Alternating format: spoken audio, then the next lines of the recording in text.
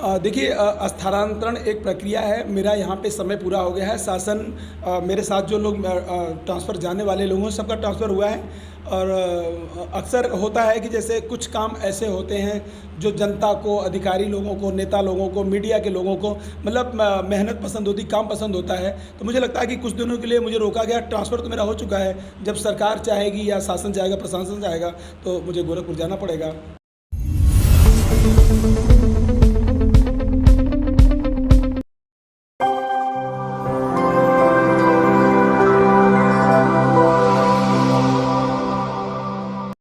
नमस्कार, मेरा नाम आदित्य पांडे है और आप यूपी फर्स्ट देख रहे हैं। आज हमारे साथ मौजूद है देवरिया के मशहूर टीएसआई रामवृक्ष यादव जी, जिन्हें देवरिया में किसी पहचान की ज़रूरत नहीं है। तो आज हम इनसे कुछ खास बातचीत करेंगे, इनके जीवन से रिलेटेड, इनके नौकरी से रिलेटेड और देवरिया में आज तक इन्होंने क्या कुछ किया है, इन सब चीज़ों से रिलेटेड। तो टीएसआई सर, पहले तो आपका बहुत स्वागत है हमारे चैनल पे। तो सर, सबसे पहला क्वेश्चन कि टीएसआई रामवृक्ष यादव और एक नॉर्मल रामवृक्ष यादव में क्या अंतर है? देखिए, सच में इसके पहले मैंने कई बार, अक्सर मैं पब्लिकली में बात करता हूँ। जब मैं देवभूमि देवरिया में आने से पहले मैं सच में रामवृक्ष यादव ही था। देवरिया देवभूमि में आने के बाद यहाँ के लोगों ने, यहाँ के श्रेष्ठ लोगों ने, आम जनमानस ने सच में मुझे टीएसआई रामवृक्ष यादव, उन्होंने, जनता ने कुछ मेरी बातें, मेरी अपील, कुछ मेरी रिक्वेस्ट, प्रार्थना को एक्सेप्ट किया, जिसकी वजह से उनको लगा कि मैं उनके हित में काम करता हूँ, उनके लिए काम करता हूँ। लोगों ने मेरी बात को माना और मैंने उनकी भी बात को माना। और जो मैं जनता के लिए, पब्लिक के लिए कई बार 16-16 घंटे काम करना होता है, उसको जनता ने, पब्लिक ने देखा। सामान्य रामवृक्ष यादव तो 8 घंटे काम कर सकता है, 10 घंटे कर सकता है। वो टीएसआई रामवृक्ष यादव बनने के लिए 16 घंटे, 18 घंटे काम करना ही पड़ेगा, जिसकी वजह से आप या आम जनमानस मुझे टीएसआई रामवृक्ष यादव के नाम से जानने लगा है। सर, आपने कहा कि आप 16-16 घंटा काम करते हैं। आमतौर पे होता क्या है कि जब घर पे कोई पति अपने पत्नी के पास जाता है और घर से मतलब बाहर ज़्यादा देर रह जाता है, तो घर पे जाके उसको खरी खोटी सुननी पड़ती है। आपके साथ क्या ऐसा निजी ज़िंदगी में होता है? सर, सच में बताऊं तो अगर मैं इस बात, बहुत अच्छा, मेरी ज़िंदगी का बहुत बेहतरीन सवाल आपने पूछा। सच में इस सवाल के बिना मेरा ये आज का जो वार्ता बेकार जाती। सच में जिसको भी, जिस भी व्यक्ति को उस मेरी धर्मपत्नी जैसी अगर सच में पत्नी होगी, तो सिर्फ टीएसआई रामवृक्ष नहीं होगा, वो दुनिया का सर्वश्रेष्ठ व्यक्ति होगा। सर, मैं 16 घंटे नहीं, मैं 20 घंटे काम कर जाऊँ, मैं 2 दिन बाद जाऊँ, तो सर बिल्कुल भी उनको दिक्कत नहीं। उनको पता होता है कि उनका आदमी कुछ अच्छा कर रहा होगा, कुछ श्रेष्ठ कर रहा होगा, जनता की भलाई कर रहा होगा।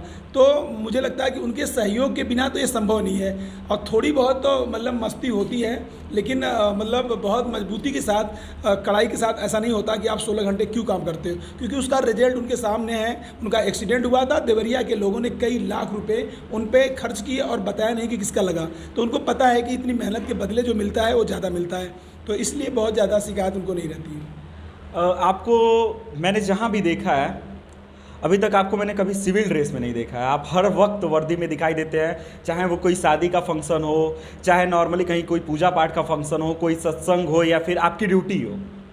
तो इसके बारे में क्या कहना होगा? कई बार एक पुलिस वाला, चाहे वो मेरा पीआरडी का जवान हो या होमगार्ड जवान हो, खाकी वर्दी पहन के चौराहे पे खड़ा होता, कितना बड़ा डाकू हो, कितना बड़ा बदमाश हो, कितना बड़ा माफिया हो, कोई घटना आसपास 100, 200, 500 मीटर में करने वाला होगा, उसको लगेगा कि यहाँ पुलिस लगी है। मुझे लगता था अपराध में ही कमी आ जाती है। और आपने देखा भी होगा, सुना भी होगा, लोग जानते भी हैं कि अक्सर ऐसी शहर की कई घटनाएं हैं। रात के, जिस दिन करवा चौथ होता है, हम लोग रात को 11 बजे पति पत्नी हनुमान जी की पूजा करके आ रहे थे। करवा चौथ वाले दिन तो आदमी प्राइवेट ड्रेस पहनता ही है, कपड़ा खरीद के आया था, समय नहीं मिला, इसकी वजह से मैं वर्दी पहना था। और हम लोग हनुमान जी मंदिर से वापस आ रहे थे, रात को 11 बजे 5 लड़के एक लड़के को मार रहे थे, लास्ट में चाकू ऊपर रखा था। और उसी टाइम जब मैंने देखा चाकू, लाइट से चाकू चमका, मैंने गाड़ी का सायरन बजा दिया, तो 5 तो भाग गए, लेकिन उसमें से 1-2 लड़के, गाड़ी का सायरन बजाने की वजह से और मेरी वर्दी की वजह से एक व्यक्ति की जान बची। उस दिन से मुझे लगा कि मैं, चूँकि मेरी ड्यूटी 8 घंटे 10 घंटे होती है, इसके बाद भी मैं रोड पे हूँ, तो प्राइवेट में रहूँगा तो कौन जानेगा कि क्या है। तो वर्दी में होने का फ़ायदा ये है कि मैं जहाँ रहता हूँ वहाँ की ड्यूटी जो है पूरी हो जाती है, वहाँ डिसिप्लिन मेंटेन हो जाता है। बहुत सारे अपराध होने वाले होते तो नहीं होते। ये जनता ने कई बार हमको दिखाया और मैंने करके देखा भी है। और वर्दी तो सच में ईश्वर का वरदान है। इसका रंग जो है सब पे बड़ा भारी है, जाने कितने रंगीन और मोटी मोटी चैन और पजेरों से लोग घूमते, कोई देखता भी नहीं। मुझे लगता है कि इसके लिए भी कई बार लगता है कि मैं वर्दी पहना हूँ तो लोगों की नज़र में हूँ, और लोग मुझसे उम्मीद भी करते हैं कि मैं लोगों की मदद करूँ, और आप लोगों के सहयोग से कई बार मैं उनके काम भी आ जाता हूँ, तो मुझे लगता है वर्दी पहनना ज़्यादा अच्छा रहता है। आपका एक वीडियो वायरल हुआ था बहुत ज़्यादा, आप नाली था और नाली में आप कूदे थे उस समय और किसी बच्ची को बचाया था आपने। पूरा मामला मुझे नहीं पता है, मैं चाहता हूं कि हमारे दर्शकों को आप बताएं कि वो पूरा माजरा क्या था। सर, मेरे पास एक लखनऊ के प्रोफेसर साहब आए थे मिलने, स्पेशली अपने मित्र के यहाँ। एक इंजीनियर दिव्यांशु जी है जिनका विद्यालय चलता है, उन्हीं से वो प्रोफेसर साहब मिलने आए थे, उन्हीं के मित्र थे, और वो बड़ा नाम सुने थे लखनऊ में कि कोई रामवृक्ष यादव TSI, तो उन्होंने कहा यार वो मेरे जानने वाले हैं, उनसे मिलवाते हैं। तो प्रोफेसर साहब अभी आके मुझसे बात कर रहे थे, 10 मिनट बात किए होंगे। मुझे लगा कि लखनऊ से चल के आए हैं तो उनको कुछ खिलाना पिलाना चाहिए और ऐसे विदा नहीं करना चाहिए। तो बात करने के बाद में जो मुझे लगा कि अब चला जाए, तब तक जो है 1-2 ट्रकें मेरी गाड़ी के आगे से निकल गई, और मैं उसके पहले अगर ट्रक नहीं आती तो मैं गाड़ी लेके जो हमारा कोऑपरेटिव चौराहा वहाँ चला गया होता। लेकिन ट्रक के जाने की वजह से उसी दौरान 2 बेटियां अपने भाई को, वो करीब 4-5 साल का लड़का था, लेके जा रही होंगी नाले के किनारे से। नाला चूँकि गहरा है, 8-10 फीट गहरा तो है ही है, पानी उसमें रहता है कम से कम 7-6 फीट 5 फीट रहता है। उसी नाले में जो है वो बच्चा गिर गया। चूँकि जब वो गिरा तो लड़कियां चिल्लाने लगीं, हाय बचाओ मेरे भैया को, कोई बचा लो, कोई भैया को बचा लो। दुखद, सबसे ज़्यादा दुखद ये था कि कुछ लोग वहाँ पे, पब्लिक के लोग, हट्टे कट्टे नौजवान, कुछ लोग वीडियो बना रहे थे।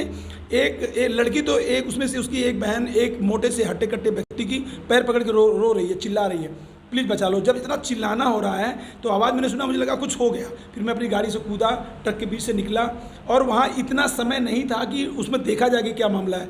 थोड़ी सी पटिया लोहे की थी, पब्लिक के सपोर्ट से मैंने उठाया, चूँकि कुछ भी उस समय ये लग रहा था कि बच्चे को बचाना है।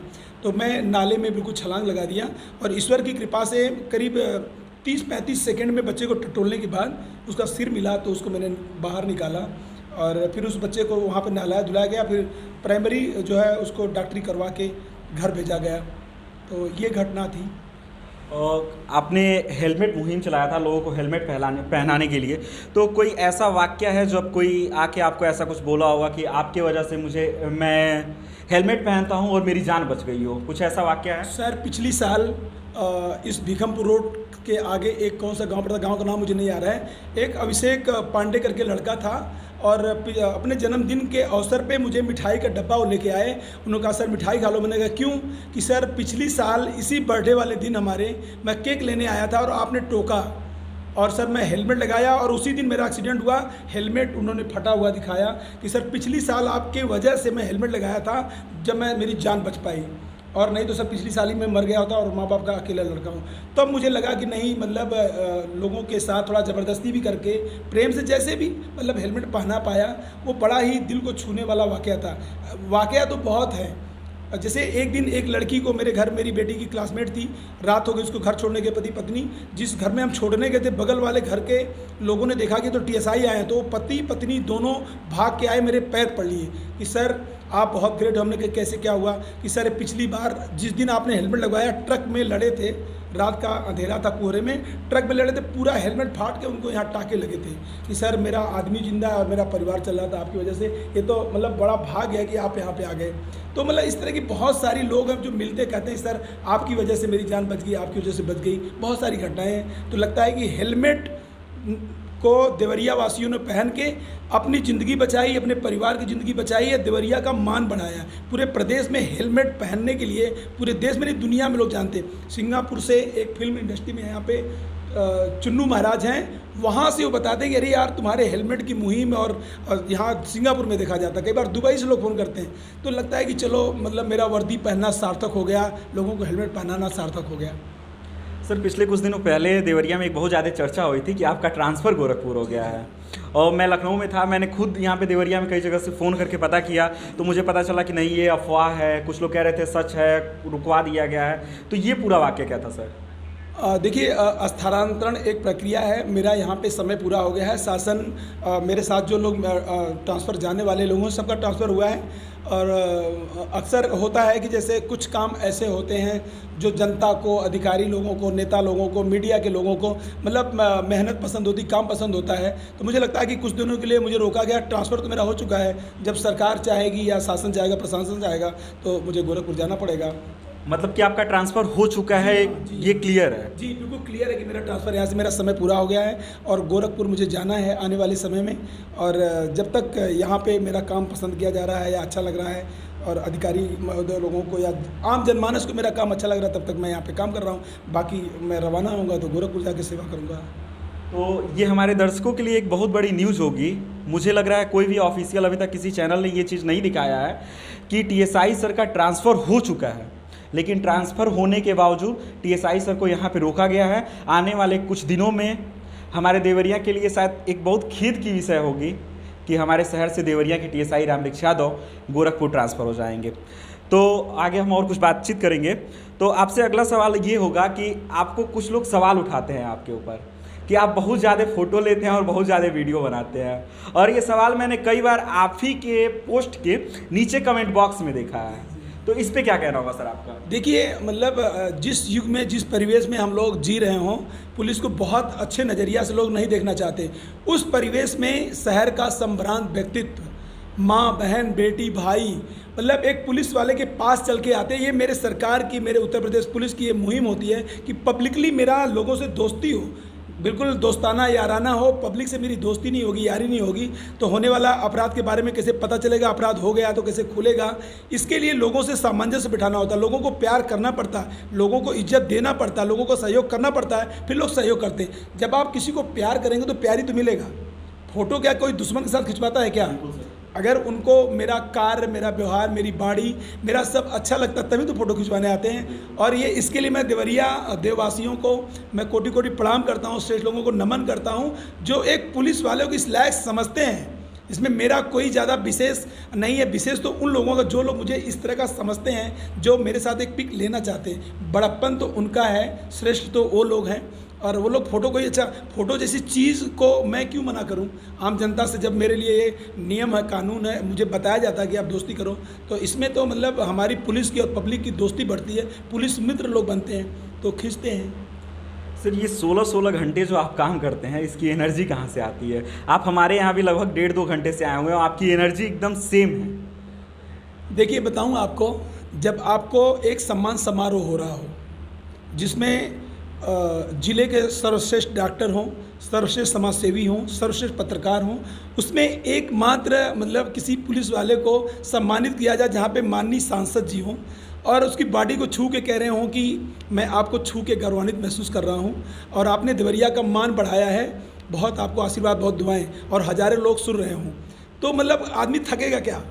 बिल्कुल सर। और एक बात मैं और बताना चाहूँगा, पता नहीं ये स्पेशली ये मेरी बात उन नौजवानों के लिए है जो एसी में, कूलर में, पंखे में बैठ के पढ़ाई कर रहे होते हैं। उनके माँ बहन, घर में भाभी होती, बहन होती है, अच्छे से चाय कॉफ़ी बना के देती है, नमकीन खिलाती रहती है, पढ़ना होता है, 4 घंटे 5 घंटे पढ़ के थक जाते हैं।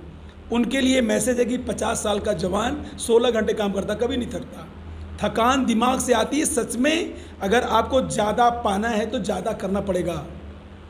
और अक्सर आशुतोष सर कहा करते हैं कि जिद्दी बनो, अच्छे काम के लिए जिद्दी बनो, मतलब जब तक वो जिद पूरी ना हो जाए तब तक छोड़ो मत। रजनीश पटेल की तरह। रजनीश पटेल को मैंने सफाई अभियान में अपने बुलाया था कि यार आओ, और मैंने इनको एक दिन केवल बस ऐसे छुरछुरी से लगा दी और ये पूरा आइटम बम बन के फट रहे हैं। और मैं देवरिया में नौजवानों में, अगर मैं नहीं, अब रजनीश पटेल जैसा छोटे कद का व्यक्ति बहुत सारे श्रेष्ठ लोगों के दिल में बात करने लगा है, और शिव जी जैसे एंकर, रविकांत मणि जैसे सर लोग, और राम प्रसाद तिवारी जैसे लोग, आशुतोष सर जैसे लोग, मतलब, और ये मेरा छोटा सा एटम बम जो है प्रशांत श्रीवास्तव, अभी इसका नंबर नहीं लगा लेकिन इसका काम अंडरग्राउंड वाला है। तो ऐसे लोगों के दिल पे राज करने वाले रजनीश पटेल जी जैसे लोगों को अगर मैंने एक को आग लगा दिया तो जाने अभी बहुत रजनीश पटेल पैदा होंगे। इसलिए मेहनत करना है, बिना मेहनत के कुछ होना नहीं है। और एक बात और, स्पेशली चूँकि मेरा इंटरव्यू हो रहा है तो लोग पूछते हैं कि कभी बहुत सारे लोग आपके इस वीडियो को देखेंगे।